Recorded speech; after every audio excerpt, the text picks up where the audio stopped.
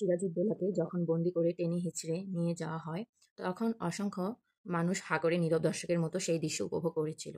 শুধু তাই নয়, পিঠে ছুরিকাঘাত করার পূর্বে নবাবকে কাঁটাওয়ালা সিংহাসনে বসিয়ে ও ছেঁড়া জুতা দিয়ে পিটিয়ে যখন অপমান করা হচ্ছিল, তখন হাজার হাজার মানুষ সেই তামাশা দেখে ব্যাপক বিনোদিত হয়েছিল। মাস মাস সাইকোলজিটা একটু খেয়াল করে দেখুন।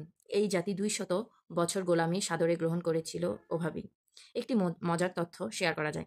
লর্ড ক্লাইভ তার ব্যক্তিগত ডায়েরিতে লিখেছেন, নবাবকে যখন ধরে নিয়ে যাওয়া হচ্ছিল তখন দাঁড়িয়ে থেকে যারা এসব প্রত্যক্ষ করেছিল তারা যদি একটি করেও ঢিল ছুটত তবে ইংরেজদের করুণ পরাজয় বরণ করতে হতো।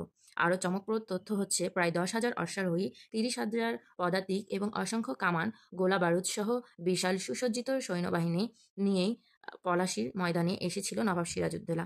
কিন্তু তার বিপরীতে রবার্ট ক্লাইভের সৈন্য সংখ্যা ছিল মাত্র ৩,০০০, যার মধ্যে ৯০০ জনই ছিল হাতে পায়ে ধরে নিয়ে আসা শৌখিন ব্রিটিশ অফিসার, যাদের অধিকাংশই তলোয়ার ধরার মতো সুপ্রশিক্ষণ ছিল না।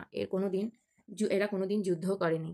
এত কিছু জেনেও রবার্ট ক্লাইভ যুদ্ধে নেমেছিলেন এবং জিতবেন জেনেই নেমেছিলেন, কারণ তিনি খুব ভালো করেই জানতেন একটি হীনমন্য ব্যক্তি, স্বার্থলোভী, দ্বিধাগ্রস্ত জাতিকে পরাস্ত করতে খুব বেশি আয়োজনের প্রয়োজন নেই। বড় সৈন্যবাহিনী এদের জন্য মশা মারতে কামান দাগার মতো, যাদেরকে সামান্য দাবার চালেই মাত করে দেয়া যায়। তাদের জন্য হাজার হাজার সৈন্যের জীবনের ঝুঁকি তিনি কেন নেবেন?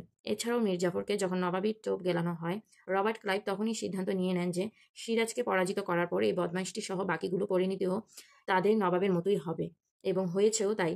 ইতিহাস সাক্ষ্য যে মীর জাফর, উমিচাঁদ, রায়বল্লভ, ঘসিটি বেগম সহ প্রত্যেকটি বেইমানের করুণ মৃত্যু হয়েছে। রবার্ট ক্লাইভ মীর জাফরের বেইমানির উপর ভরসা করে যুদ্ধ করতে আসেনি।